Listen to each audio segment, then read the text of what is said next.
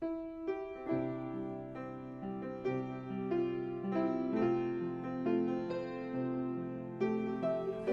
inilah dia yang jadi kepada Adam dan Hawa, ya. Jangan kamu makan, nanti kamu akan mati. Ular itu berkata, sekali-kali kamu tidak akan mati. Sekarang ini kan begitu. Dosa semua orang pun buat gitu kok. Sedikit-sedikit ambil itu, nggak akan tahu itu bosmu itu, ya. Atau yang najis, semua orang pun begitu. Sekarang zamannya begitu, orang bisa hidup, ya, tanpa ikatan pernikahan. Kalau cocok baru menikah dan lain sebagainya. Narkoba itu semua orang pun makan. Siapa yang nggak makan? Saya pernah dengar orang berkata begitu. Nah, saudaraku, kalau kita dengarkan itu, kita akan melihat bahwasanya kita bisa jatuh lagi kepada dosa. Sebelum kita mengikuti Yesus, tentu saja kita tidak bisa melawan ini. Karena kodrat kita adalah kodrat berdosa yang diturunkan daripada Adam dan Hawa. Oleh satu orang, semua manusia sudah jatuh kepada dosa.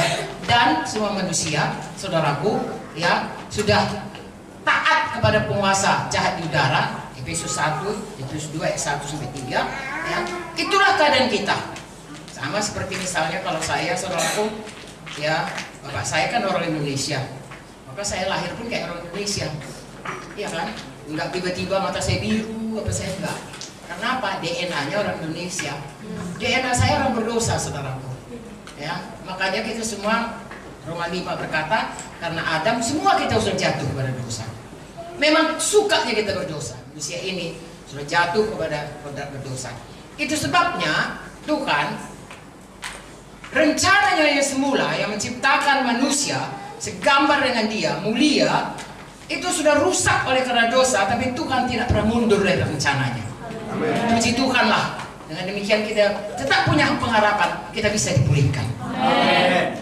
Itu sebabnya dalam Kejadian 3:15 kita mendengar Tuhan berkata, nanti, ya, saya bacakan, aku akan mengadakan permusuhan antara engkau dan perempuan ini, antara keturunanmu dan keturunannya. Keturunannya akan meremukkan kepalamu dan engkau akan meremukkan tumitnya. Dan kata lain, Yesus akan lahir untuk menebus kita. Dia akan mati, saudaraku, tapi setan dipatahkan kuasanya. Amin. Haleluya. Siapa yang percaya kepadanya, bisa Yohanes 3:16 berkata, tidak lagi dihukum karena upah dosa itu adalah maut. Roma 3:23 berkata, semua manusia sudah berdosa. Roma 6:23 berkata, upah dosa maut, tapi kasih karunia Tuhan keselamatan dalam Kristus Yesus. Jadi seberapa kita yang mau, saudaraku, menerima Yesus manusia ini, maka dia pindah daripada gelap kepada terang. Dari hamba dosa jadi hamba kebenaran. Dari kerajaan gelap kepada kerajaan sorga. Dari anak setan menjadi anak Bapa di sorga. Bagian kita percaya, bagian Tuhan menyediakan darahnya. Kasih karunia, bukan karena perbuatan baik, Efesus 2:8-9 berkata, tetapi karena kasih karunia Tuhan. Tapi itu datang kalau kita percaya. Pada saat kita percaya, maka kita menjadi anak-anak Tuhan. Kita meninggalkan hidup yang lama. Itu makanya begitu selamat harus dibaptis. Ya, baptis selam itu tidak usah menjadi perbantahan, karena arti daripada baptis selam itu adalah menanamkan. Diselamkan, dibaptiso, artinya ditanamkan manusia lama, lalu bangkit seperti Yesus bangkit dari kematian. Kita juga bangkit kepada hidup baru dalam Yesus. Amen. Manusia lama ditanamkan, itu proklamasi kita, kayak proklamasi kemerdekaan. Pada waktu kita katakan proklamasi kemerdekaan Soekarno-Hatta, ya, dengan ini kami bangsa Indonesia menyatakan, ya, memproklamirkan kemerdekaan kami. Tidak ada bangsa lagi yang kita izinkan untuk menjajah kita. Kita mengatakan kita bangsa merdeka. Tapi kalau saudara lihat sejarahnya, saya lahir tahun 43, saudaraku, zaman Jepang, tahun 45 merdeka. 46-47 ada aksi polisioner, yaitu orang-orang sekutu Belanda dengan Inggris dan ya itulah sekutunya, serta 10 November itu mereka menyerang lagi Indonesia, mau mengambil kembali. Kita pun begitunya. Sesudah pun kita terima Yesus, akan ada, ya, aksi-aksi daripada musuh untuk menarik kita kembali. Kalau bisa membunuh, mencuri, membunuh, membinasakan, ditariknya kita keluar daripada keselamatan. Kalau bisa.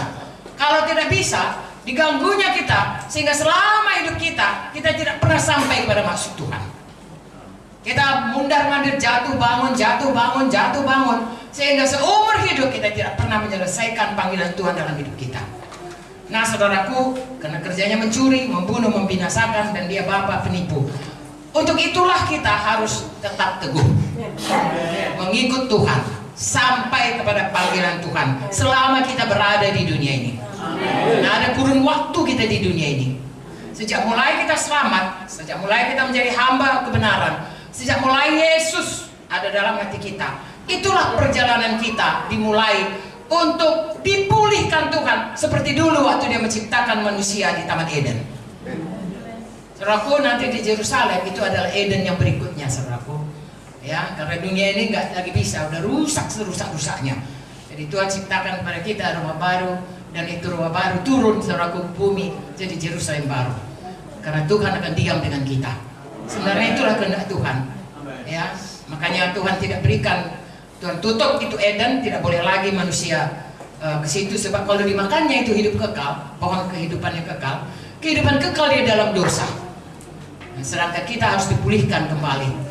Dan selama kita hidup ini, mari kita terus bertumbuh, dipulihkan kembali kepada kehidupan yang seperti yang dikehendaki Tuhan. Saya dan saudara, kalau kita tidak mengerti ini, kita akan ditipu setan. Ya, ada 3 perkara dalam hidup ini yang bisa menarik kita sehingga kehendak Tuhan, rencana Tuhan mau memulihkan kita kembali seperti tadi. Oh, supaya kita ini hidup segambar dengan Tuhan, supaya kita hidup memenuhi bumi ini dengan keturunan kita, dan juga supaya kita hidup memerintah di bumi ini, bukan diperintah oleh bumi ini, artinya diperintah oleh bumi ini. Apa yang disenangi dunia ini yang kita ikutkan, tapi kita yang memerintah. Artinya, saudaraku, kita yang menentukan bagaimana kita hidup benar di hadapan Tuhan. Haleluya.